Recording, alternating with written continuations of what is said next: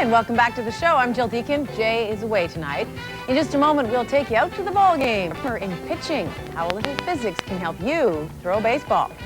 Also coming up in this half hour, how the East was settled.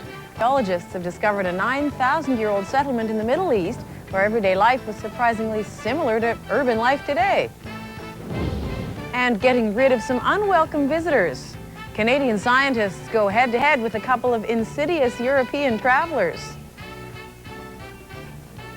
But first, pitching a baseball is one of the most difficult tasks in all of sport. To do it well, a pitcher has to bend and stretch their body in all kinds of bizarre ways. It takes years of training. And though most pitchers don't think about the science of it all, what they're actually doing is expertly applying the laws of physics. Tonight, in our week-long series on the science of baseball, we look at the physics of pitching. We all know that the pitcher can control the speed of the ball. He'll throw it anywhere from 75 to almost 100 miles an hour. He can also control the spin of the ball, how fast it spins and in what direction. But the physics of pitching doesn't end when the ball leaves the pitcher's hand. On the contrary, that's when things really get interesting, according to physicist Robin Marchbanks.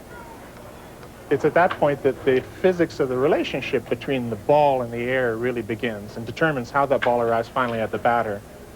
Now, that relationship depends a lot on the speed of the ball moving through the air, and it can involve several phases.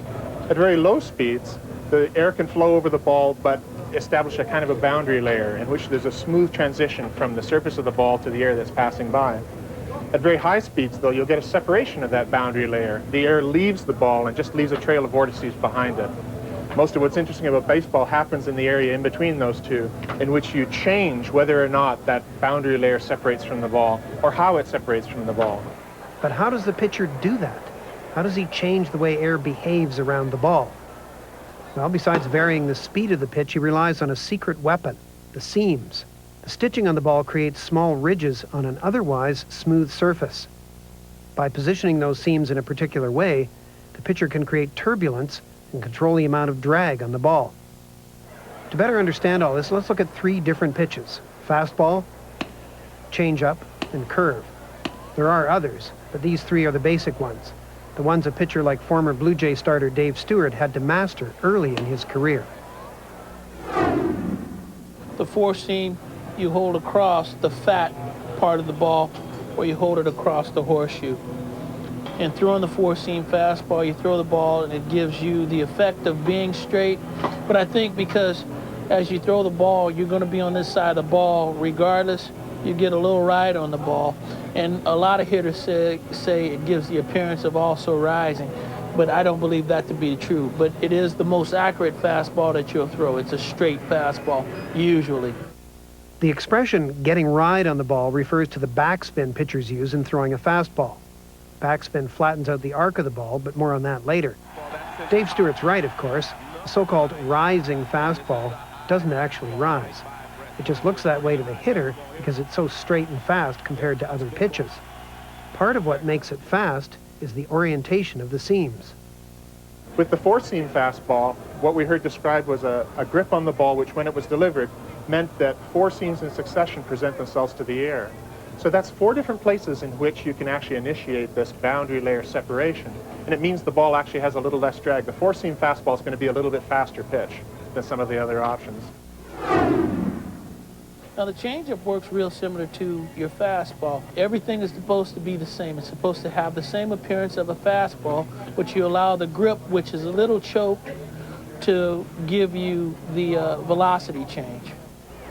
So the changeup gets its name because the speed changes. It's a slower pitch, usually about 10. Now you might think a slower pitch would be easier to hit, but this is a pitch in disguise. It's very tricky. Since the delivery looks so similar to a fastball, the batter can be fooled. The batter really has to decide pretty early on whether or not he's going to swing. So he decides to swing for a fastball. It turns out not to be one. So it's a deceptive pitch rather than one in which you really care too much about the details of the air currents. That pitch, you start from back here, and you actually start your delivery with the curveball a little bit sooner, coming from here and breaking down through the ball. Now, a lot of people will say that, do you twist your wrist on the ball? No. You throw a nice stiff wrist. You allow this finger to do the work for you. When you deliver that ball should be coming off your finger in a downward motion, and a curve will appear to come this way and break straight down. As it rolls off the finger, the curveball has top spin. That means the seams are rotating toward the oncoming air on the top of the ball and away from the air on the bottom. As those seams present themselves to the air, it means that there's actually a slightly higher velocity, higher speed with respect to the air on the top than there is on the bottom. And so this transition, these phases that I mentioned that you go through from smooth to turbulent flow, actually can set on a little faster because the relative speed is higher on the top than on the bottom. So that turbulent flow and the boundary layer separation can be on the top at a point on the ball which is further forward than it does on the bottom of the ball, because on the bottom of the ball it's swinging the air underneath it. So because that means that what would have been a symmetric situation for a ball just pitched straight now involves a tilt in this point at which the boundary layer separates, so the air kicks up from that, and that's the force. It's the momentum thrown off in that direction by the ball that results in the downforce on the ball that causes it to drop. This force on the spinning ball is what's known as the Magnus force, named after a 19th century German engineer who was interested in the trajectory of cannonballs. Luckily, you don't need a cannon to demonstrate it. So what I'm going to do is take this sticky note here that has attached to it an elastic band. I'm going to stick that on the paper towel roll here, and I'm going to wind it up. What this will let me do then is when I drop the tube, the elastic band will make the tube spin, and hopefully from this demonstration you should be able to see a real demonstration of the Magnus force that will make this fall sideways.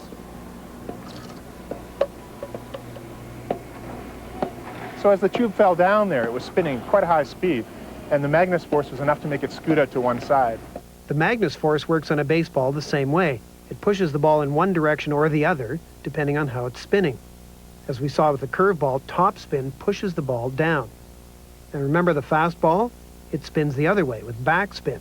That means the Magnus force is pushing up in the opposite direction. The ball still arcs downward due to gravity, but that arc is flatter. A ball with less spin, like the changeup, falls somewhere in between. If this seems complex, just imagine what it's like standing at home plate. There, batters routinely have to deal with pitchers that not only have topspin or backspin, but side spin as well. This means the ball curves in two directions at once, down and in, for example. There's a whole series of pitches like this, called the slider, the slurve, and the screwball. They're harder to throw, but they all follow the same laws of physics. So this year, as you watch the World Series, you can marvel at the athletic skill and appreciate the science of pitching at the same time. Just don't expect the pitcher to be browsing a physics text between innings. Pitching is more instinct than it is anything. It's getting out, experimenting with things, and having a gut feel for what you're doing. Obviously, repetition brings about better pitch selection and better mechanics in throwing a pitch, but I think it's all instinct. Coming up.